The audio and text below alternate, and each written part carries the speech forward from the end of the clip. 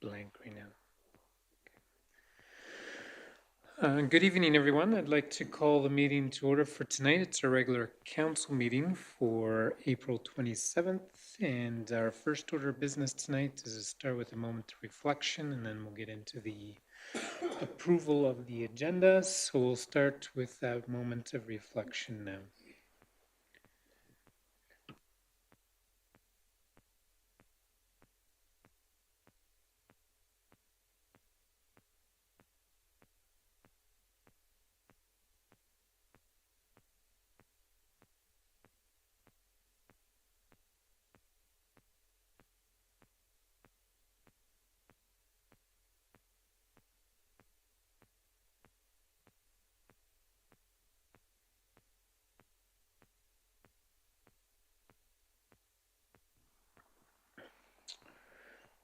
All right, thank you, Council.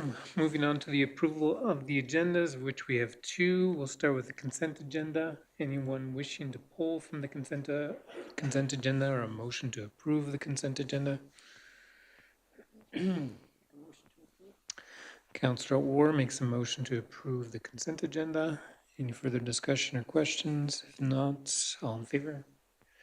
Any opposed? Motion is carried. In our regular council meeting agenda, I have heard of no additional changes or extras. A motion to approve the regular meeting agenda as presented. Councillor Patel makes that motion. We'll call it to question. All in favor? Any opposed? Motion is carried. For the good of council, does anyone have something they wish to share with council? Or, oops, Councillor Patience. Just want to throw a shout out to council staff, all the students, everyone that helped with the cleanup last week. Big success, not the nicest day, but got a lot accomplished, and I think everyone enjoyed themselves. So thank you to all. Very good. Thank you. Including our environment committees. Yes. Yes. Sorry. Absolutely. Any other thoughts, comments? Councillor Poitras? Excuse my voice. It's been missing this whole week. Couple weekends ago, we had the Stars volleyball tournament in town here. It was a great success. Had lots of teams out, good competition. Great weekend all around. I haven't heard any final numbers as far as how much they've raised, but it's usually a great fundraising event for the Stars Air Ambulance. So thank you to Mike Barassa and his team for putting that on. Also to Livingston Range, they let them use the schools this year, and to their staff for that. So it was great. Coming up in May is the FB Walsh Alumni Volleyball Tournament.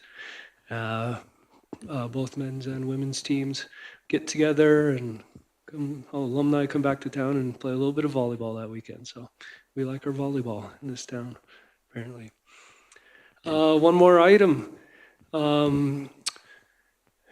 Local citizen, Dr. Alan Poitras, has been elected to the Lethbridge Sports Hall of Fame.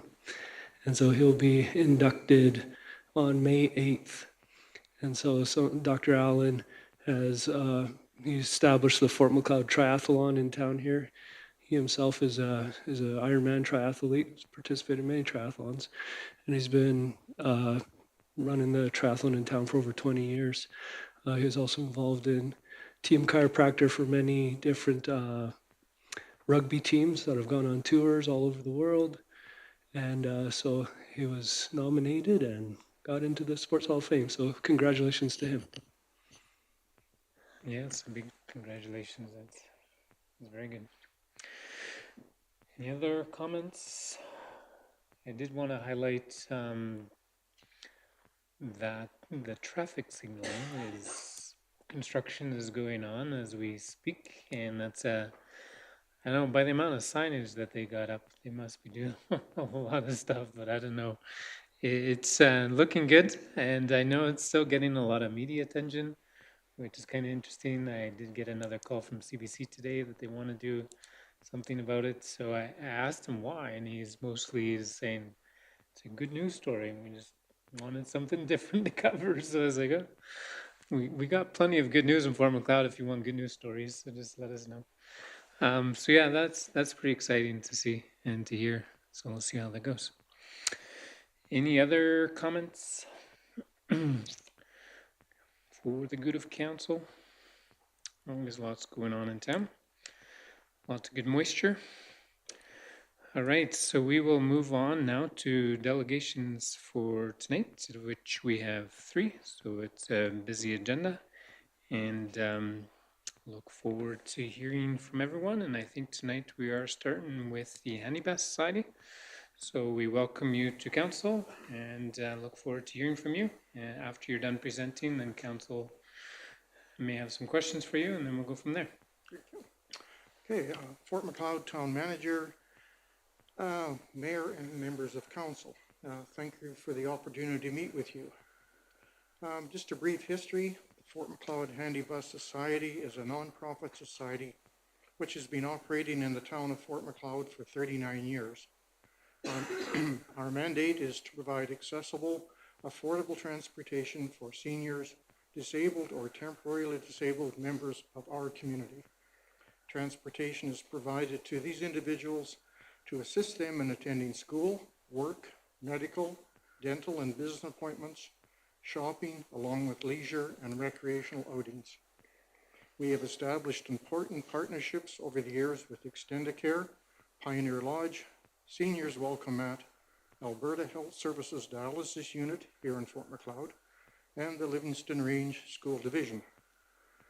The Society is funded by generous support in the form of grants from the town of Fort McLeod, MD of Willow Creek, the Lethbridge Community Foundation, the Alberta Government, the CIP program, Fort McLeod FCSS, and numerous donations from individual citizens and local clubs, businesses, and organizations. Through careful financial management in partnership with the above support, we have managed to keep the Handibus on the road, benefiting the Fort McLeod community for almost 40 years. At the present time, the Society employs 1 full-time bus driver, 1 casual driver, and 1 part-time bookkeeper. We operate Monday, Wednesday, and Friday from 7 a.m. to 3:30 p.m., and Tuesday and Thursday from 8 a.m. to 4:30 p.m. The bus we operate now is a 2022 Dodge ProMaster, a capacity of 7 regular passengers, and that would drop to, I believe, 5 passengers if 1 wheelchair was accommodated. At the present, the board consists of volunteer members. Right now, we have a president, myself, no vice president, a treasurer, secretary, and 3 directors. Several of the board members have expressed a desire to step aside. Some have been board members for many years. I believe we have 1 board member that has been on the board since the inception of the bus. Many board members are over 70 years of age. Despite an active search for new board members over several years, only 1 new member has been recruited. Without an active board, the Society will be unable to maintain its status as a not-for-profit organization. It is through this not-for-profit status that the Society is able to issue tax receipts, thus maintaining funding through AGLC, casinos, and various grants. I realize the Town Council cannot solve these board member problems, but I would hope through exposure to this issue that we can attract some younger board members to keep the Handibus operational and functional. Thank you.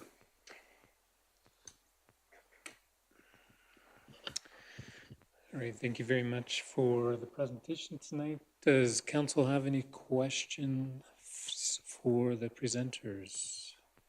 Councilor Monteith? Would it be beneficial for a member of town council to be on your board? That idea has been of our approach to the board, and I think it would be very beneficial in the sense that we'd be able to represent closely with the town what is happening with the bus, as able to get more, and also to get more exposure to hopefully attract more members to the board.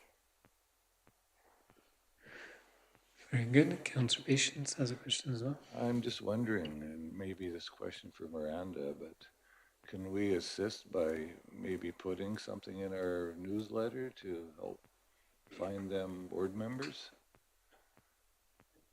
That would be very helpful to get exposure through any kind of media that we can. You know, we've tried advertising in the Fort McLeod Gazette, which is great, but I guess a lot of people don't read the paper. They're on social media. So if anybody on your staff or whatever is more up to date on that sort of thing, it might be quite useful to get our word out to as many people as possible, because you know, our board every year, everybody gets a bit older, and we need some people maybe that have just recently retired, like maybe 60, 65 would be ideal, as somebody that has experience operating, you know, their own business or whatever, because there's a fair bit of paperwork just to keep on top of things, so. Councillor Patience. For which, sorry? Bernadette, did you want to comment on that, or Lisa? Yeah, we will. The town will often, I mean, especially if it's a committee that we're very familiar with, or board, right, that's been a part of the community. Sometimes we're a little careful with new and unknown groups that want to advertise if we don't quite know the mission behind them or what they're doing. But no, it wouldn't be outside of our ability to spread the word. Oftentimes we'll just get enough information from the board so that we can share it out and try to direct them there. I mean, if council was considering, I guess back to Councillor Monteith's question, you know, possibly appointing a board, trustee, well, not trustee, it's a counselor to that board, that often keeps them within our, I guess we're thinking about them a little bit more often because there's a little bit more administrative tie to them. And Miranda's found some great success in drumming up board members for other committees and boards. So yeah, I think it's definitely something we can assist them with. So yeah, so that's an affirmative, that we should be able to help with any kind of promotion of the group, and yeah, with helping with recruiting board members. Yeah, go ahead, presenter. One further comment. This will be posted in the Gazette, but just to make notice of it now, the Handy Bus AGM, in which we're going to have just the financial review and the election of our board, is scheduled to be held May the 20th. It's a Wednesday night. Can you maybe just into your mic, just so that it catches online as well? Sorry. Yeah, exactly. It's Good. the AGM Wednesday, May 20th, 7 p.m., and it's scheduled to be held at the Pioneer Lodge.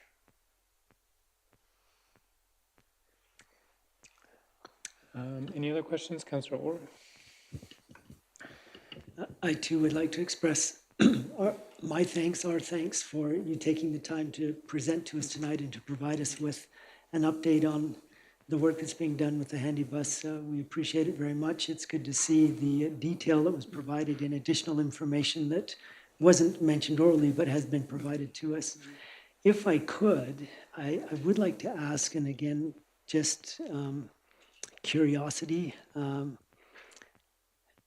you provided us with what's referred to as the Fort McLeod Handy Bus 2026 budget. And I noticed that there was a significant jump in professional fees, in brackets accounting, a jump of about $4,000 from approximately $2,000 to $4,000. But I also note that you do have a bookkeeper, a part-time bookkeeper. Could you just explain that if you're familiar with those particular numbers?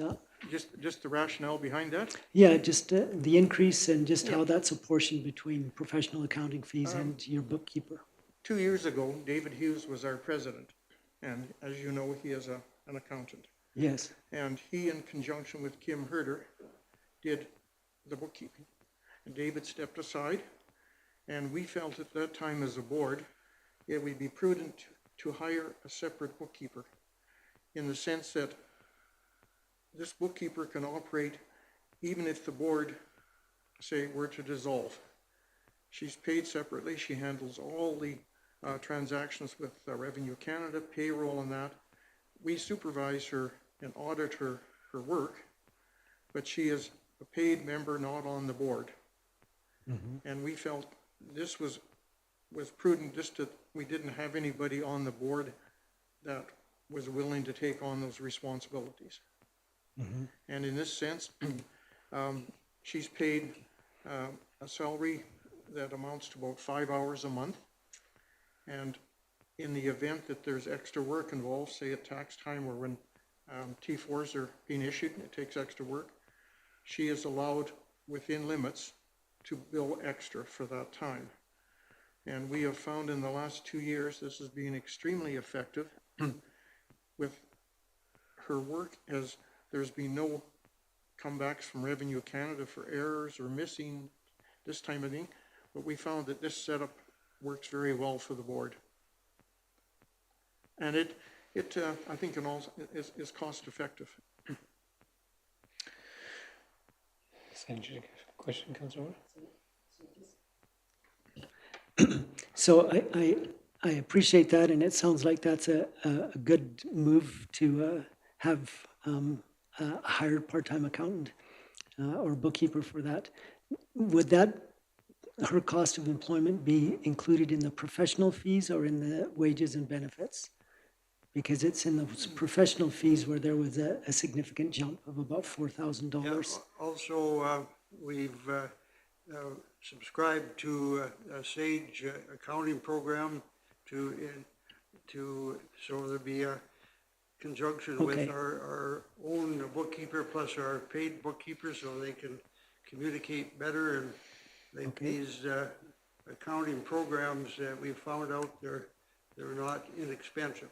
So I think Okay, it's that about provides that $1,800 a explanation. year, Good. so, but now that they've used it, I think they're finding it quite useful. But if we go back to what we were doing before, they probably could get by without it, but it's going to make it a lot more difficult. Good, thank you. Now, I have one other question. I'm I looking think at, Councilor Orr's in that 60-65 year range. that would be correct, Mayor. I also look at the balance sheet that was provided, and I see that you've got a number of term deposits there. And I commend you for the way in which you've handled your finances. There's a significant amount of cash assets. Can you just explain, because there's a separate line item for bus replacement fund, and so there are other term deposits there. What's your anticipated usage of those funds as time plays out? Again, different than the bus replacement fund. Yeah, I think that we're in really good shape financially at the moment, but just the first of this year, in the last 10 years, we've been lucky enough to get 3 community initiative program grants, and I think that program, it looks like it might have been cut out by the provincial government. I've been trying to find out more information, but I haven't been successful getting any information. So the CIP operating grant has helped immensely with our operation, and I think I don't have the exact numbers right now, but I think over the last 10 years we've probably got well over $100,000 from CIP grants. But hopefully they come up with something else, but at the present time, it doesn't look like it's going to be there. So, Thank you for that information. Councilor Monteith, did you have any other comments, questions? Well, I think it depends on where you look.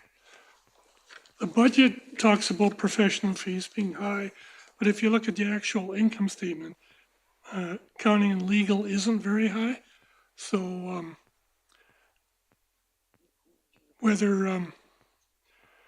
I think wages are, I think, under payroll expense in the income statement, but accounting and legal, I suspect, would be your year-end charge. Is that correct?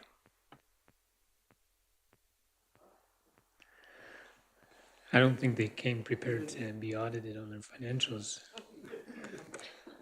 Well, if Councilor Orr hadn't asked the question, we wouldn't have to get into this. I didn't want you to be the only one who asked those questions.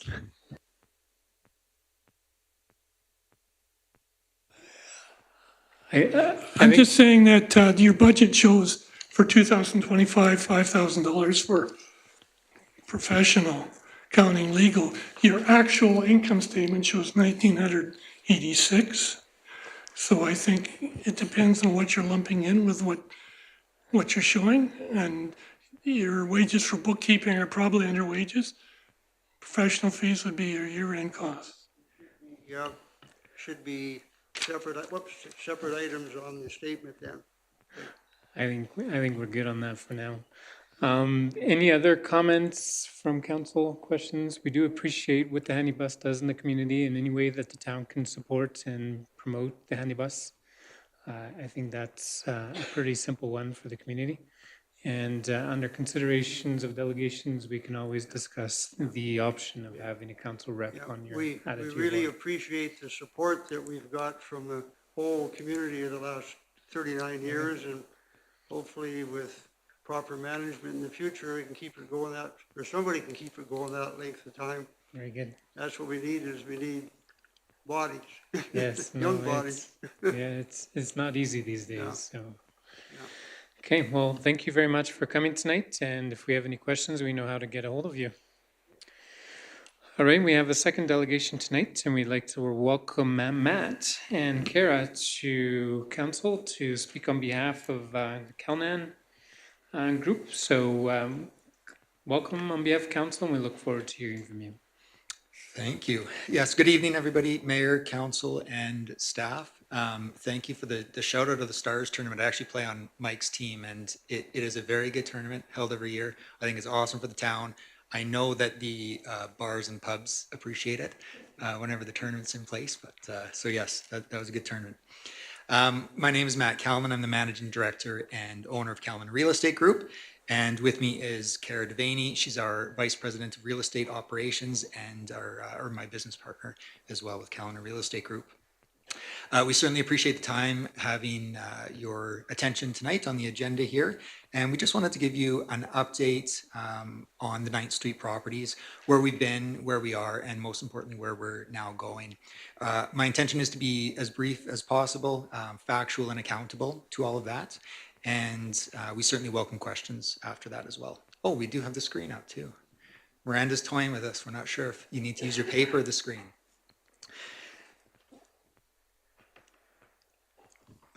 All right.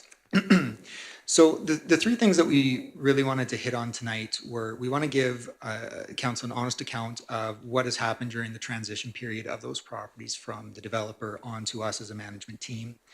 Second, we want to walk through the deliberate steps that we've now taken to fix any of the issues that were there. And third, we want to show you where the portfolio actually sits today, and that was some of the questions that we had from council, what we've committed to going forward as well. And the objective for us is straightforward. We want to leave council with a clear, accurate picture and not a sales pitch on our part.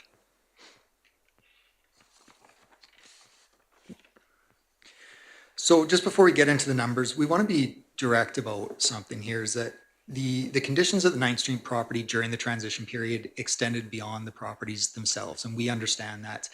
The neighboring residents, the town, and the local services were impacted by what was going on at those properties.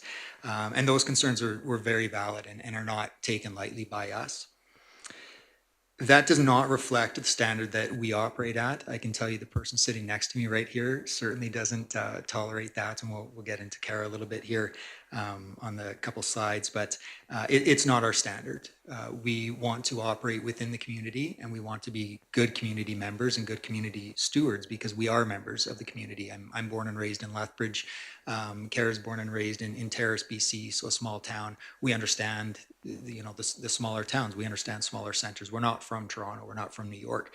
We are local. We understand these communities. And we definitely want to take responsibility for any impacts that we had on the town during this transition period. Since the full operational control that we took over in February of this year, we've taken direct actions to address any of the issues that were outstanding. And the engagement we've had from the town and from the community support channels has been very important in getting that done. And I would actually like to commend the town and the leadership team within there, and Anthony is in the room as well.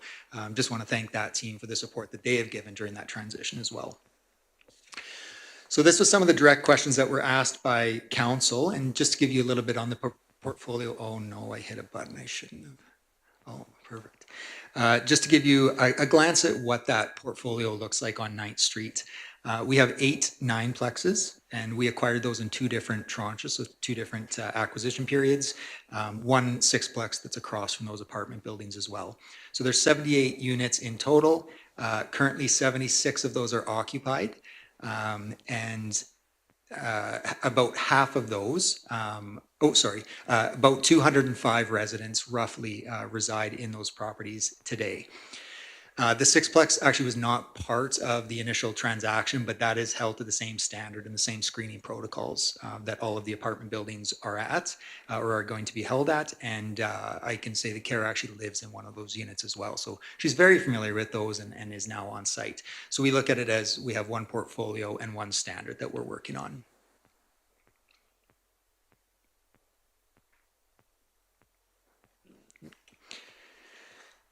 This is probably the most important slide for us tonight. This is from the initial acquisition in May of 2025. That's when we first took over the first tranche of those buildings. Through February of this year, the portfolio operated within a transitional structure between a developer-led management and our full operational control. It wasn't until February of 2026 this year that we could implement our complete and consistent operational reset across the board. We looked at new tenancy, rehabilitated any units that needed rehabilitation, which was unfortunate because of the new age of the buildings, but did have to be done in many of them. Consistent screening now, direct municipal coordination, and again, I'll applaud the team at the town of Fort Macleod and now Kara with her engagement with them and the support that we've had there. That February date of 2026 is the clear turning point in the performance of these properties for us, and everything that you hear next sits on that side of that timeline.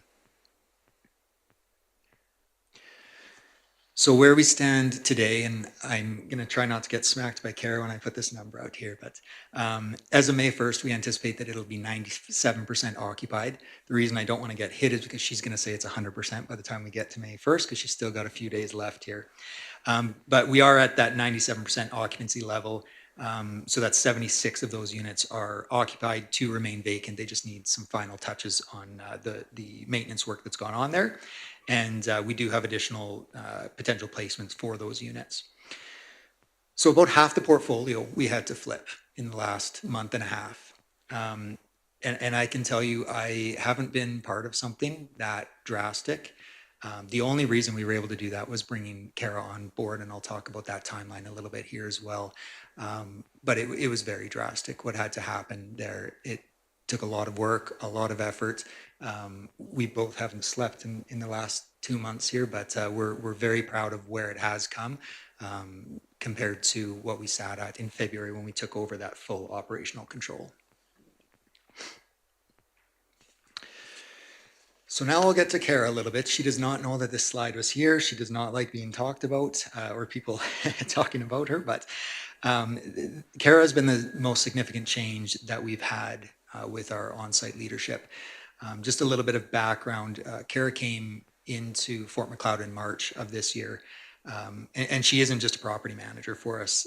She is responsible for everything on site, setting standards, tenancy, really everything. And that actually goes now across our portfolio.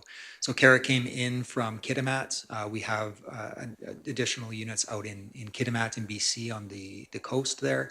We have 80 units out there, and she's been overseeing those for us for the last few years. And was gracious enough to take our invite to Alberta. and come out to Fort Macleod. And since she has been here, it has been nothing short of a slight miracle, actually, that she's been able to do on that property. So I first want to thank Kara for that work, and just know that Kara is a permanent resident here in Fort Macleod now. And I think you guys are lucky to have somebody like her in the community. And I'm very lucky to have her on our team and so close with us now. It was certainly a deliberate decision to bring her out here and ensure that these properties did get properly stabilized.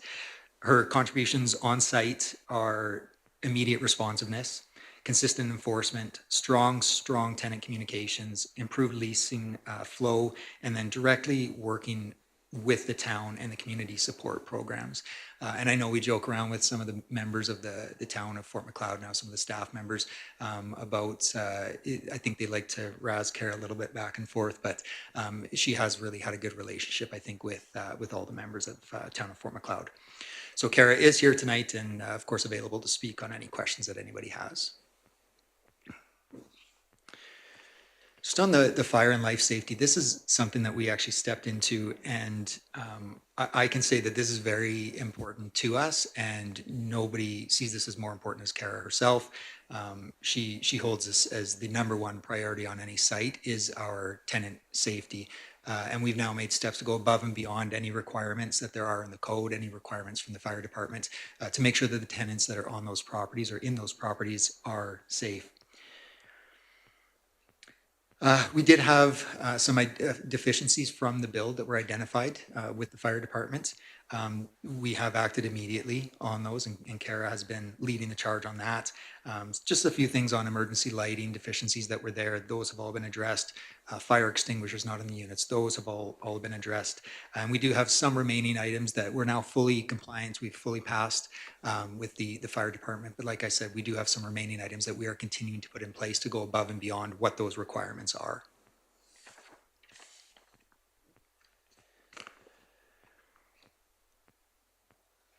And in the report, there's, sorry, I get a little bit choked up with this one actually, but in the report that you were provided, we had a lot of testimonials from tenants, and those came, well, quite easily actually, when Kara approached them and asked them, and that's because of her presence on there and what she's done to the site. We have a couple snippets just of some of the pieces of the quote, or quotes that were up there, but certainly the rest of them are in that full report, and I do encourage everybody to read through them and to understand what is going on and what has happened there. So we have Julia, who's a current resident, talking on the sense of the community that's been built over the last couple of months. We have Tessa and Stephen, the household in recovery that they've talked to very openly in this, on what consistent standards have meant to them, and Martina on what direct support looked like in a very difficult moment for herself. There's additional testimonials beyond all of these that are in that report. And I know just as recent as an hour ago, we had more testimonials coming in, and we're very happy to share those with council and with the town. So the last thing I'll end it on is our commitment going forward to the town of Fort Macleod. Again, you know, this is my home. I'm born and raised in Lethbridge. I know Fort Macleod very well. And we want to be good stewards of the community. We want to be able to commit back to the community and help it thrive and help it grow and succeed. So the operational plan we are committing to. We have strict tenant screenings across all 78 of the units. We also have potential additional units that are coming on in a further development that was approved actually by the development committee last week. We have full-time on-site oversight with Kara now in place. She lives on site in one of the units, is very, very responsive to any tenant inquiries. We have proactive maintenance, completion of any of the fire code like I spoke to earlier, and ongoing safety coordination with our tenants. We have open, proactive communication with the town and our community partners. The challenges during the transition period were very, very real for us. Economically, they did hurt us. It was a tough transition on our part to go through as well, but we now feel very comfortable that we are through that and we're on the other side of that. So that impact was felt. We take full responsibility for anything that we had to do with that transition period. And looking back, I do wish that we had been a little bit more proactive earlier and really forced some of these changes in before we came on as the full operational partner. So again, I want to take responsibility for that and apologize for that. Now, the standard has been set on site, the systems are in place, and maintaining that standard is not optional, and regression is not going to be accepted. And again, I can tell you that the person sitting next to me here will not tolerate any of that regression. So we're here as a long-term partner in the town of Fort Macleod with the town of Fort Macleod, and having Kara and myself as members of the community and being on site. So again, thank you for the time tonight, and we're happy to answer any questions that you have. Very good, Matt and Kara. I wanted to start by saying thank you. Thank you for coming to council tonight. I know it's not easy coming to council like this and publicly being honest about the situation that you experience in Fort Macleod.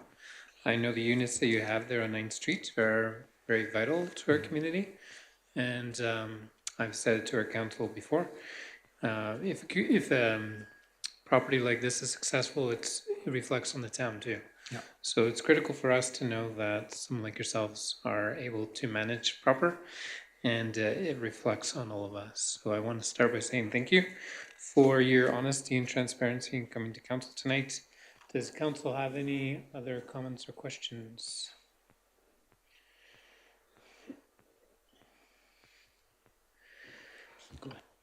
Councillor Orr. Yes, again, yes, thank you for coming tonight. Kara, I know that there are some people that might disagree, but we believe that moving from the coast to the prairies is a significant upgrade. So welcome to beautiful southern Alberta. We appreciate you here. Yeah, and I would just echo what Mayor Fader has said. You know, as a town and as a council, when we're approached or when we work with developers on these types of projects, it's very exciting, but it is a bit of a roll of the dice. And a lot of that comes down to management. And if things aren't run properly, we hear about it for sure. So I appreciate your efforts and your work that you've put into managing these properties. I think it will definitely, like Mayor Fader said, you know, it makes a big difference and it reflects on all of us. So again, thank you on behalf of council, and we look forward to working with you in the future. Thank you. Any other comments, questions? Anything else from administration that you wanted to highlight? Yeah, I'll just highlight that administration very much appreciated Matt and Kara and the whole team coming in to meet with us. We had I guess the first hallway meeting where we met all of their team in the hallway with all of our team, so that from there we could spread out and connect with each of us in our own departments. So, because each of us kind of had different responsibilities, right? Because we all know that that's 205 residents in our community. That's 78 units. It is a large development, especially for us. It's historic, and so it was really great to sit down with them to recognize the direction that they're moving in. Administration was very much appreciative of the efforts they put in, and so yeah, we hope to continue to work well with them. Any other thoughts, comments? I think your presentation answered our questions. I think we'll have some in-camera discussion as well. But overall, I think we appreciated you coming to council tonight, and it's good to have this dialogue. I was thinking, if our population is 4,000, you're 5% of our population that you manage in your residences. That's a big deal. Mm-hmm. And so we wish you well, you and your team. And if you have any questions or anything else we can do to support in any way, administration is there to help. Thank you. Thank you very much. All right. Well, thank you to for the last presenter. We will have one more presenter tonight, one more delegation, and we have the Environment Committee all set and ready to go. So the floor is yours. We welcome you to make your presentation to council. There, test, okay. Good evening, Mayor and Council and staff. My name is Stasha Donahue. This is Linda Gunay. We are here on behalf of the Fort Macleod Council Environment Committee. And we're here to tell you about a new development and hopefully seek your approval for proceeding with this initiative. So we've been working with the University of Lethbridge to talk about having students come out to complete some practicums that would assist us with wilderness park planning. And we've been working with Jody Aslin and Justin Raycraft, who are environmental anthropologists with the University of Lethbridge. And what we're trying to do is have the students complete a comprehensive assessment of the park's archaeological, social, biological, and historical values in relation to the overall park.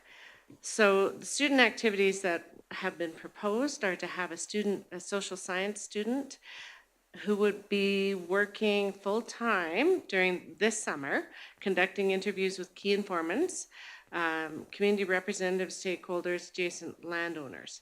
She'll also conduct an extensive literature review of existing information. From this, she can provide a report on the park's values and use and summarize the history, highlighting competing land uses and themes along users, and provide a list of ideas, concerns, and possibilities for future park use. This project is supported by the Community Bridge Lab at the University of Lethbridge, which supports community research. And we would be allocating $500 for fuel costs from Environment Committee budget. The second student would be a student with a background in archaeology and cultural resource management. And that student would complete a desktop analysis of the historical resource use and heritage aspect of the park.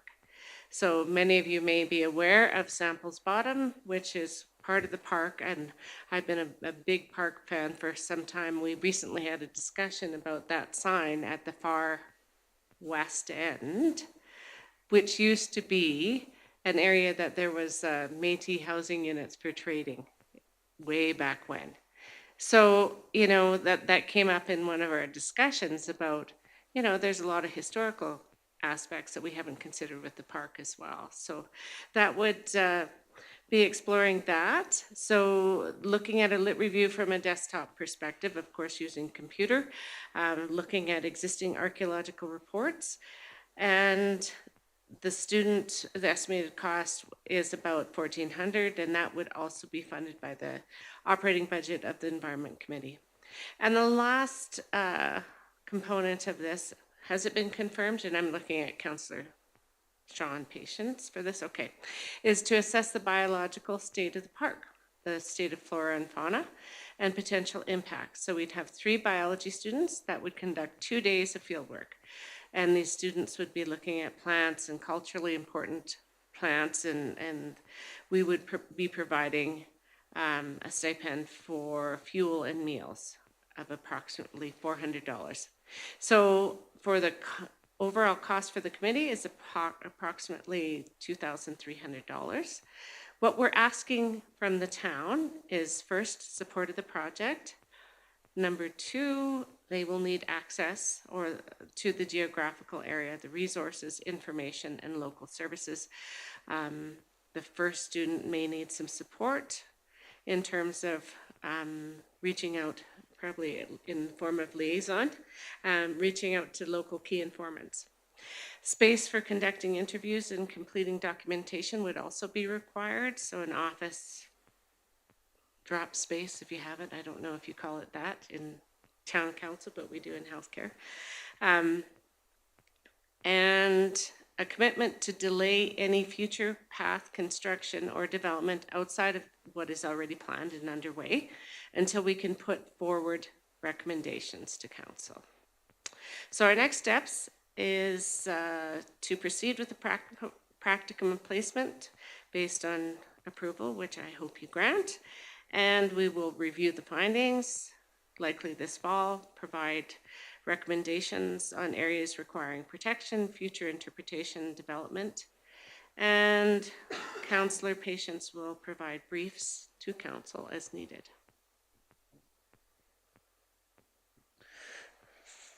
Very good. Thank you very much for the presentation. Councillor Patience, did you have anything that you wanted to add? Seemed like you may.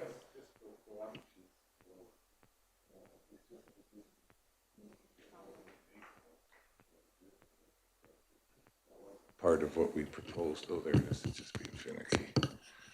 So, yeah, we were just looking for some time to be able to put the results of the work of these practicum students and be able to assess it and provide some recommendations to council that may assist us in planning some of those opportunities, whether it's interpretation, recreation, and protection of some areas that perhaps are in need of it that we really haven't looked at for quite a long time. So this was spurred by the path paving project, obviously, and the pathway master plan.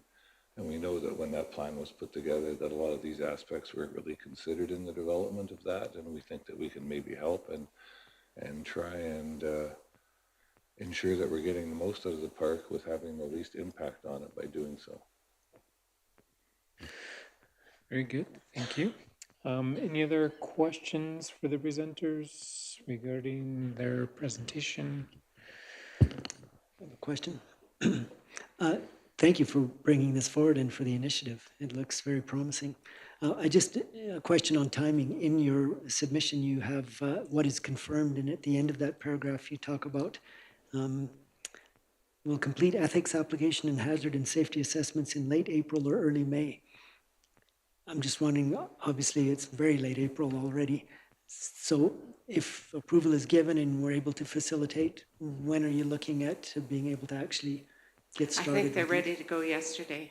They are. Yeah, we just we had an opportunity and Sean had a connection and they had everything just lined up.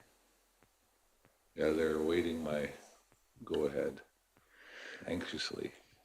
Since the submission was presented to council, by the way, I should add that I heard from Justin on Wednesday, and he has now suggested that that 2,300 would cover everything external. That practicum student from the social science perspective actually is about a $9,000 cost that the university is actually funding. So they're making a significant commitment to this as well. Anyway, I did hear from Justin on Wednesday, and he said that the 2,300 would cover all three projects this summer, and they now are looking at a biology student. They hadn't confirmed that, but they did hear back from one of their colleagues and got a breakdown of those fieldwork costs for 3 students to come out here for a few days and then gather their information, review it, and put it together. So there's, I think, at least 3 or 4 different leaders from the university are actually working with students in this project. So I think it's extremely exciting, and we'll get a wide berth of knowledge, and they'll probably learn something, we'll learn something, and I think it's a great program. I also want to thank Peter for his work in hooking us up with those folks from the university. So yes, they're ready to go. Okay, very good. Justin's actually on his way to Tanzania today, but I do have access to him directly while he's gone, and Jody will be kind of controlling all of it or overseeing it in the interim. He's back at the end of May, so yeah. Okay, very good. Any other questions from council? Does the administration have any questions regarding this as well? I don't know that we have a recommendation from administration right now, but I'm assuming it's pretty clear. Yeah, I think we understand the request at this time. Yeah, and we were able to get this in quickly. We had to sneak it in a little quick just because of the deadlines that they were facing. But yeah, I think it's a great opportunity to leverage some of the resources the university is willing to put into our community. So no concerns from administrative side, okay? All right, if there's no further questions from council right now, we will deal with this under considerations of our delegations in the next portion of our agenda. All right, thank you. All right, moving on to consideration of delegations. We have two.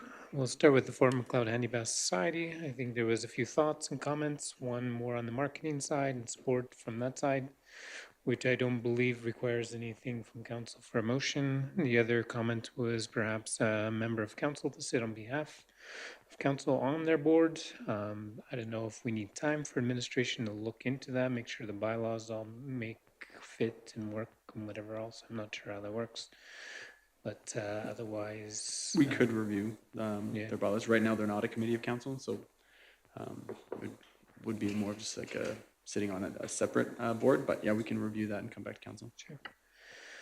Is that the motion that we want to have with Henny Best, or do we want something sooner and later? Does council have a motion they would want to table at this moment, or do you want to defer to administration, bring back? I don't know that there's a time sensitivity right now, unless they don't have a quorum or a society, but I think there's always time with that. It would be nice if there was someone in place for their annual meeting. It would give them a bit of a boost. 20th, I think they said, yeah.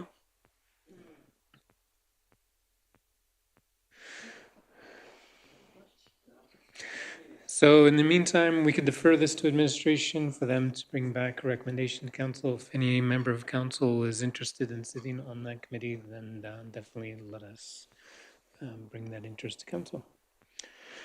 For now, we should be good on that one, correct? You don't need any motion. Moving on to Fort McLeod Environment Committee. I think they have a pretty clear ask. And is anyone prepared to make a motion regarding the ask that has been made? Councillor Patience, why would you want to do that? And your motion would be?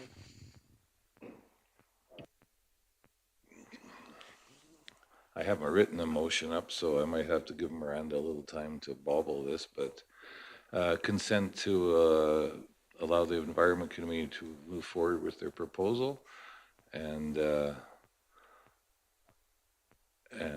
meet the requests of the proposal from the town's perspective. Yeah, so bottom line, a motion to support the activities that the Environment Committee is looking to proceed with. I think the only time sensitivity one would be, say the report doesn't get done for 5 years. Does that mean we can't do anything in River Bottom for 5 years? Is there a bit of a time limit? No, and I don't think, we're not holding any feet to the fire here. Yeah. They're estimating by fall that the social studies Sure. students should have their findings, and then, of course, we'll need some time to review and provide some recommendations. So I understand Brennan's timelines, and so we would hope by the end of the year we'll be able to put something together. And if it turns out it's 5 years, I would hope you're moving forward without us. No, But I don't see that happening. The group's very agree. excited about this. I will say, this really wasn't my initiative either. This really did come from the committee, so I'm quite excited to be part of it, and I hope I can be an asset in the background, providing information where they don't have it. Understand this, originally, we did have some real professional biology experience when we built the park. And most of you, well, maybe most of you won't, but one of the high school teachers who was basically a professor of biology was really our mentor through this. And we did have some historical support as well, but times change and things change, and we think it's time for a refreshed look at it, and especially with our population growing, the park becoming more and more used. So, yep. Thank you very much. And based on the motion, I don't believe there's any financial commitment from the town, correct? It's strictly funded from outside, from the committee itself and from the university. So the only commitment from the town really is helping with information gathering, correct? Yeah, and there was a request for some space if we And have it. space. We don't have a lot, but we can probably find a You corner can for find a them. closet somewhere. Yeah. All right. Any other concerns from administration? And so Councillor Ward? So we're clear there in terms of the commitment to delay any future path construction. I don't see that as a problem to wait till the end of the year. There's not going to be anything anyway, but I wonder if that timeline should be in the motion. end of the year, and of course, we can come back and look at it if there's a need, but it just Well, gives it will be subject, I guess, a little bit to us getting their findings, but understand they're doing this as part of their practicum, so they can't let They have it drag timelines on as either, well. right? So they'll have timelines. It'll probably be us that takes more time putting it together than it will them. So that would be our goal. I would say like minimally by the spring of 2027. Seven? Geez, I'm missing a year already. That's fine, yeah. Yeah, But I would suggest that's reasonable. Very good. Yeah, I see no concerns with that. We didn't have any plans for pathways in River Bottom this year anyways, I don't think. All right, so motion's on the floor. If there's no further discussion or debate, we'll call the question. All in favor? Any opposed? Motion is carried. Moving on to unfinished business, bylaw 2019, and a director of finance. Favorite time of the year. Would like to speak to this one. Thank you, Mayor Fader. Good evening, Council. Tonight, first on the agenda is bylaw 2019, the 2026 mill rates. It is before you tonight for second and third reading. We gave it first reading at the last council meeting. I'm just going to do a Coles Notes version of what is in the mill rate bylaw, some of the highlights, because we discussed it quite in depth at the last meeting, so I'm not going to reiterate everything we talked about. People can go watch the video. So for 2026, some of the highlights are based on the average increased assessments. Residential assessment went up by an average of 8.3%, and non-residential property assessment went up by 7.7%. Based on those increased assessments, Council has reduced the municipal residential mill rate in this bylaw by 6%. So the municipal residential mill rate will be dropping from 5.55 mils to 5.22 mils. Also, Council reduced the municipal non-residential mill rate by 1.5%. So the non-residential mill rate will be going from 11.71 mils to 11.53 mils in this mill rate bylaw for 2026. Also, Council increased the vacant property mill rates for both residential and non-residential vacant properties. So both mill rates were increased by 12.5%. So the residential vacant mill rate goes from 5.55 mils to 6.24 mils. And the non-residential vacant mill rate goes from 11.71 mils to 13.17 mils. That's all I really wanted to highlight. In the 2026 mill rate bylaw, we are excited for council to pass it, and we will be distributing tax notices later this week. Thank you. Very good. Thank you very much. Anyone on council prepared to make a motion for second reading of bylaw 2019?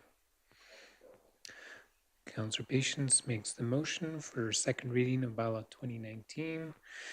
Any discussion or debate? Councilor Monteith? I presume there's no change since the last time I looked at it. No, I did do a little, I don't know if I put the new designated industrial mill rate on there. It changed by about $100.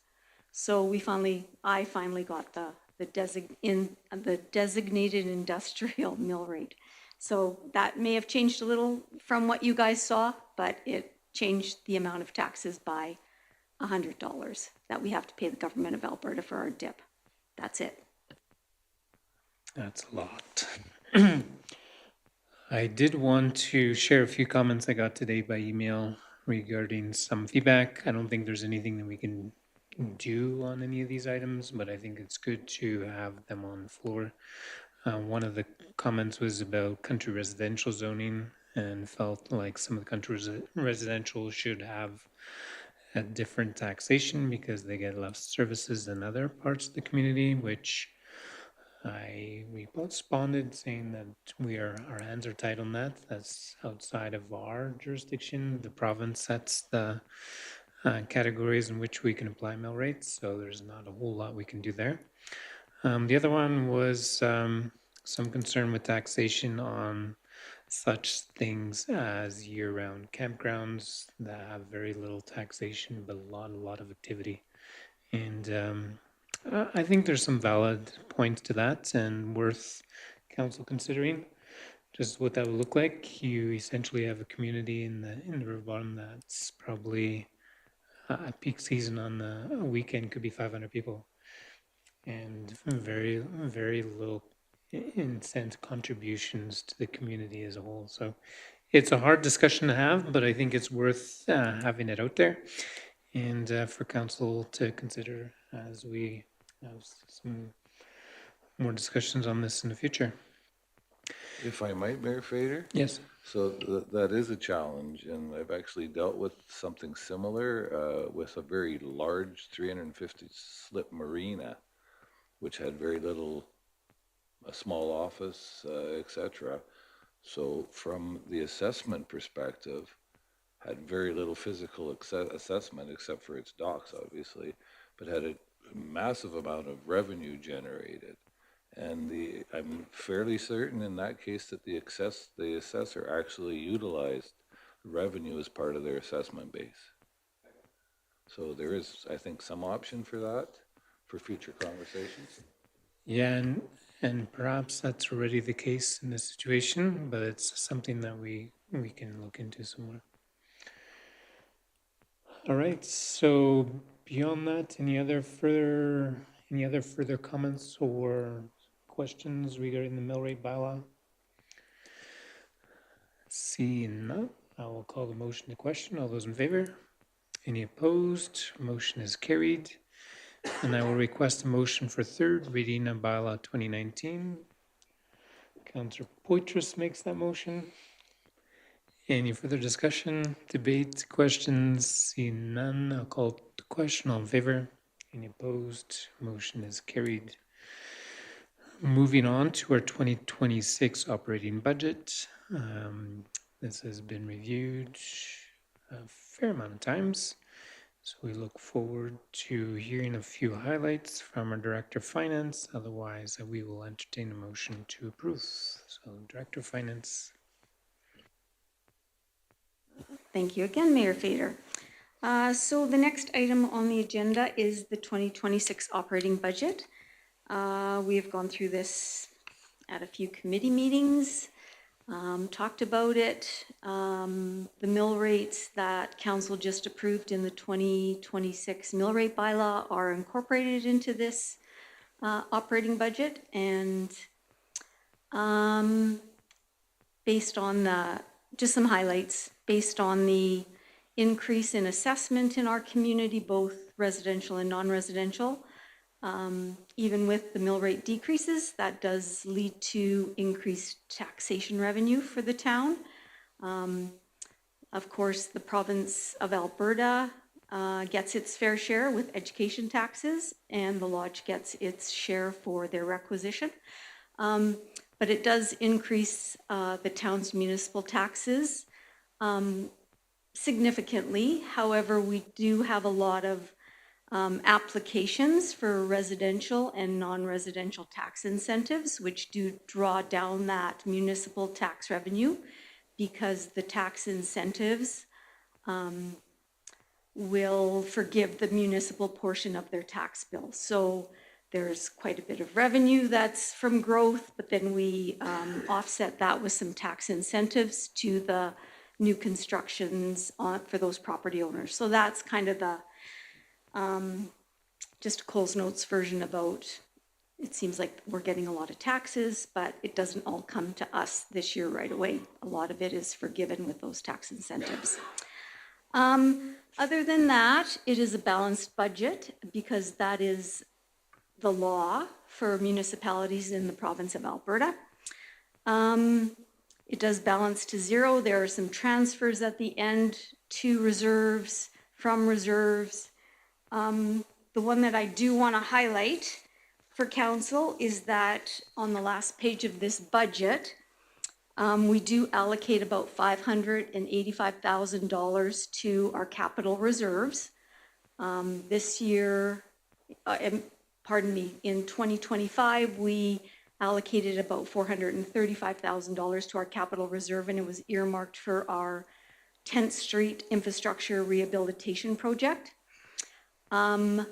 At the end of 2025, in that project for the 10th Street infrastructure, we had accumulated about $1.44 million in our savings for our portion of that project. Operations, Brennan is getting better estimates for that project and for McLeod Landing Phase 3, so he's getting better engineered costing for us. But currently we are estimating that the 10th Street project is going to cost $4 million. So based on our debt financing policy, council's debt management policy, we would pay half of that out of reserves and we would pay half of that through debenture. So as of right now, this very moment, we have about $1.4 million towards our savings goal of $2 million towards that project. So with that $600 and some $1,000, we would have $2 million in savings for our 50% of the 10th Street project. So I just want you to know that the allocation has been budgeted for, and so we are well on our way to our 2027 capital project goals and our savings for those goals. So that's probably one of the biggest transfers on that final sheet. And just a reminder to council that in this current operating budget, we are paying about $195,000 for police funding to the province of Alberta. It has stayed static from 2025 to 2026, but we have had correspondence from the province that is going up within the next 5 years, and it is going up substantially. So that is going to be a huge cost to to all municipalities in Alberta, and that is going to deeply impact the taxes and the mill rates in the future. And I know that council and administration are getting together to have further in-depth discussions about that police funding and the model that has been proposed by the province of Alberta and that we will be funding in future years. So those are some of the highlights. I put some notes on every department with some interesting things that I thought might be beneficial for council and the public when they read the entire 28-page document, because I know everybody keeps a copy by their bedstand at night. And then I would just be thrilled to take questions from council. Thank you. All right. I'll entertain a motion first to approve the 2026 operating budget. Councillor Monteith makes the motion. Any questions on the 2026 operational budget plan? Jim Monteith, Councillor Monteith.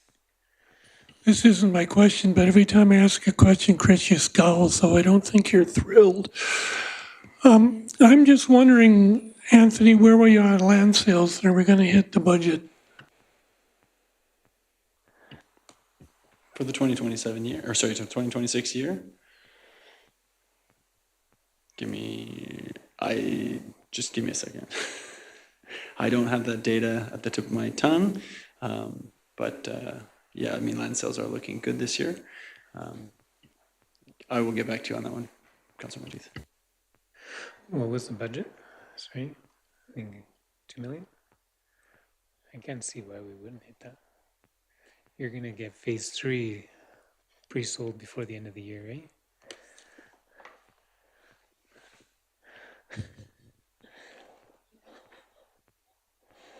All right. While Anthony's looking up an answer to that question, any other comments, questions on the 2026 operational budget? Councillor Fox. Under the curling rink, the budget for 2026 and so on is just over $40,000, but the actuals for 2025 is only 24. Is there something we're anticipating happening there?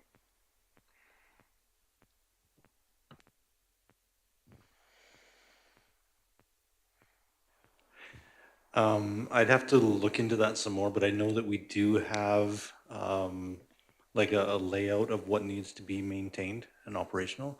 So those are based on some numbers that we are tracking as far as the lifespan of different components and things like that within the curling rink. So I'd have to look at the details, but that isn't kind of a year to year. We do have estimates on what's coming up as far as the equipment and things like that that the budget is based on. Any other comments, questions? Councillor Matisse, are you good if we call it the question, or are you waiting for an answer? You're I am good? fine. Okay. I know where he works. CEO Burdette? So in the first quarter, our land sales were 226,000 so far. We do have one that's closing right away at 600,000, so that's going to give us a good bump. But I'm confident we'll get there this year. Very well. So motion's on the floor. If there's no further discussion or debates, we'll call the motion to question. All those in favor? Any opposed? Motion is carried. Main Street Patio Program, and our Director of Community Services would like to speak to this one.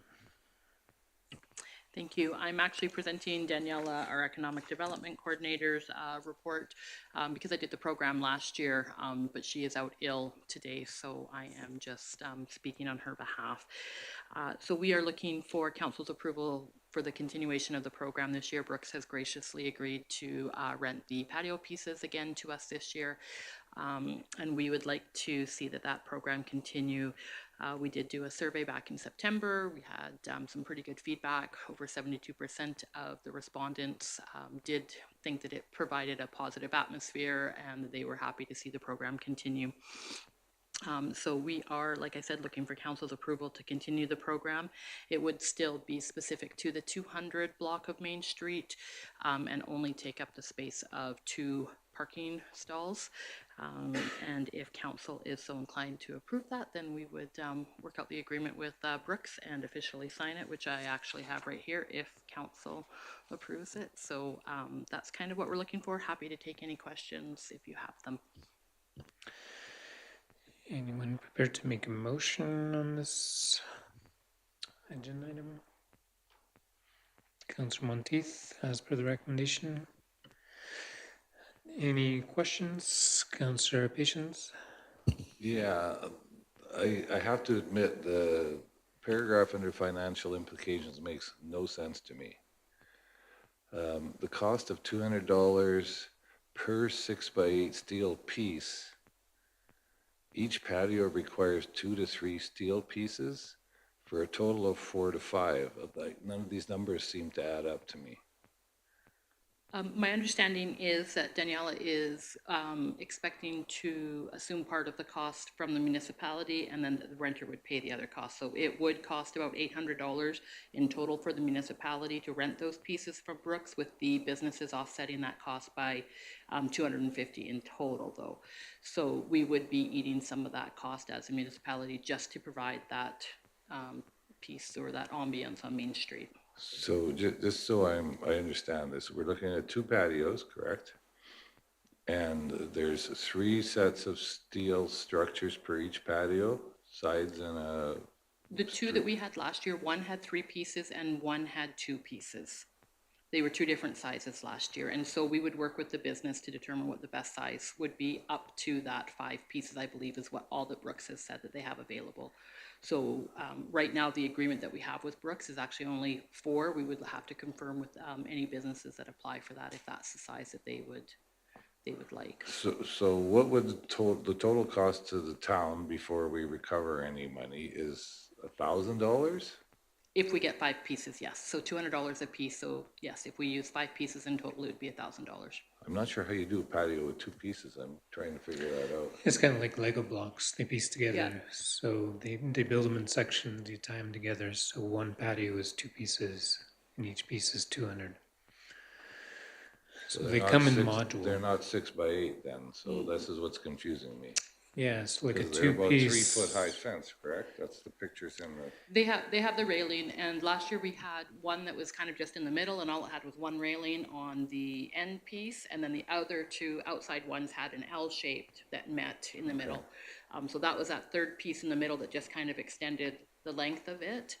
And then there was the two that kind of had the U-shaped patio railings. okay. And then the other one was just the two pieces that had the railings cover the backside and the car side, I guess you could say. So the last time we saw this, that we were talking about renting them for $750 a piece, and you said that the clients weren't prepared to pay that. Yeah, the businesses, as much, I think it had a little bit to do with weather, as much as they were great. Last year was a little bit rainy and cold and windy, and so there was some use on them or whatever, but if they go just off of their additional sales and services last year while they were used, they don't know that it increased their sales by that $750 mark. It just provided a nice additional space for their current customers to be able to use. So they did say that they would likely have to opt out if the cost was that much. Okay, so I just want to be clear, okay? So we're talking about the town putting out $1,000 and recovering 500. Correct. So we'd be subsidizing, for lack of a better term, the program by about half. Plus, we also have to send a crew to Brooks to pick Correct. these up, bring them back, take them back, bring them back, which is 16 hours staff time probably, plus fuel, I'm guessing. I just want to, Yeah. I just want to understand what the cost is to this. When we discussed this previous, and I'm going to stick to my guns on this, I like the program. I'm totally in favor of it. I think we should be setting regulations and setting up a bylaw to cover it. I'm not sure that taxpayers should fund patios for two specific businesses. I just can't, I can't buy into that. If they covered the cost of this, I have no problem. But I do have a problem with us paying for half of a patio for a private business. That's just me. And the two businesses have not been approved this year. Businesses have to apply, so it's not guaranteed to just go to whomever had it last year. They do have to still apply and go through that process with Daniela. Okay, then I guess So, what I'm but saying, yes, I covering completely half of hear- it, I yeah. guess, is I should have stated. Thank you, I appreciate that. Thank you, Mayor. Yeah, so I know it's, council made it pretty clear previous that we're not interested in building these patios and stocking them and funding them and whatever. I think a second season would be telling. It's probably our cheapest option to be able to test the project, see if it's viable in future years, but I think it's worth doing a second year just to see how this year goes, and then doesn't work next year, we're not out anymore. We don't have patios that we have to get rid of. We're going to send them back to Brooks. So I think it's generous of the Brooks to be able to rent them to the town of Fort McLeod. It's much easier than trying to figure this out on our own for now. And look forward to seeing how the season works with this year. Councilor Purchase? Excuse me, yeah. I know in the past, the chamber has talked about this program and they see the value in it as well. And so there might be some desire from the chamber to possibly look at funding patios or helping with this program. So something that we can discuss with them as well. Yeah, I think that would make a lot of sense if the chamber funded a little bit of it as well, just because it's definitely helping the business community on Main Street. So as council chair or council rep on the board, are you committing to that? No, but we can definitely discuss it. All right. Good answer. All right, so we've had some discussion. The motion is on the floor. Any other discussion? Councilor Ward? Yeah, I'd just like to get on the record. I share some of the same concerns as Councillor Patience. I think, from a business perspective, it's quite telling if the businesses aren't prepared to put out a little bit more. It says something about the economics for them to manage that. I've read the survey. There's some concerns about parking, those kind of things. None of those are are concerns that automatically say, no, we shouldn't do it. But they are things to consider. I think from a town perspective, the question is, would we like to explore whether this provides some ambiance, some of the more foot traffic that we like, a little bit of a setting? And for that reason, I would agree that let's explore it again for another year, but we're going to need some positive results, some more positive results. And we did get the survey, and there's 78% said, yeah, let's try it again. So there's that. But I do also share some concerns about one or two businesses benefiting somewhat. They say not much, but so I just have those reservations on the record. But willing to see what it does this year. Very good. Any other discussion, debate? One more question, if I might. When we talked about purchasing them in the fall, and I was only here, I think, a month when we had that conversation, so you'll forgive me if I've forgotten, but was the purchase cost for each section somewhere, like, am I $2,000 per patio? Am I remembering that correctly? If we wanted to buy them. I think we had a cost of over $20,000 to build 2 patios. 20,000? Yeah, that was one of the quotes, yeah. Wow. I did misremember then. Yeah. Big time. Yeah, they're not Yeah. cheap, so. Wow. Just I for think they that could- rail fencing, that's amazing. Okay. Yeah. Thank you, appreciate it. Okay. Motion's on the floor. I will call the question. All those in favor? Any opposed? Motion is carried. Moving on to item 3, safety documentation updates, and we'll ask our Director of Operations to speak to this. Thank you, Mayor. So this one's a little bit of a catch up on my part. So what we're looking for tonight is that the council approves 2 documents, the health and safety policy, as well as some updates to the drug and alcohol policy as those are presented. I've also provided a list, and these policies are driven by our focus on the safety program, as well as some additional documents that we've either updated to make improvements or created in order to make sure that our safety program is operating. So those, I guess there's a big list there. I know that everybody has access to those ones for information, but the ones we're looking for approval from council on, again, is the health and safety policy, which is our overall policy for our safety program, and then the drug and alcohol policy. Thank you very much. I will entertain a motion from council to approve those 2 policies as presented. Councilor Patel makes the motion. Any discussion on these 2 policies? Councilor Orr?